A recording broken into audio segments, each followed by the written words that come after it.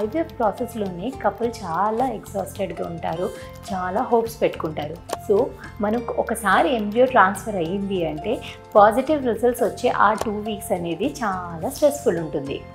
ఆ 2 వీక్స్లో కానీ తర్వాత కానీ మనం తీసుకోవాల్సిన జాగ్రత్తలు.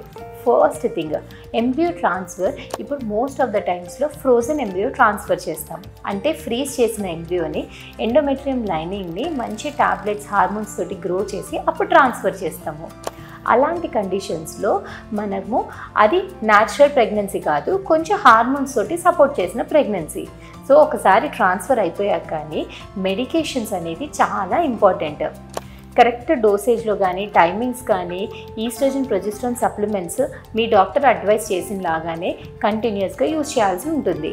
టాబ్లెట్స్ స్కిప్ అవుతే మనము ఎంబ్రియో అతుక్కోవడం ప్రాసెస్లో కూడా ఇంటర్ఫియర్ అయ్యి మధ్యలో బ్లీడింగ్ అయ్యే ఛాన్సెస్ ఉంటుంది. సో ఎటువంటి కండిషన్స్లో కానీ టాబ్లెట్స్ పర్టికులర్లీ హార్మోన్ సపోర్ట్ మాత్రం అస్సలు స్కిప్ చేయకూడదు. సెకండ్, డైట్ మంచి nutrient rich food and healthy food, home cooked food ఏదైనా తీసుకోవచ్చు. వెజ్, నాన్ వెజ్ కూడా తీసుకోవచ్చు. చికెన్ తింటే, ఫిష్ తింటే, ఎగ్స్ తింటే వేడి చేస్తుంది తీసుకోవద్దు అన్నట్టు అలా ఏం లేవు. అవేంటంటే హెల్తీ ఫుడ్ ఉంటుంది. కానీ అవుట్ సైడ్ ఫుడ్ కాకుండా హోమ్ కుక్డ్ ఫుడ్, ఇంట్లో చేసుకున్నది ఏదైనా పర్లేదు.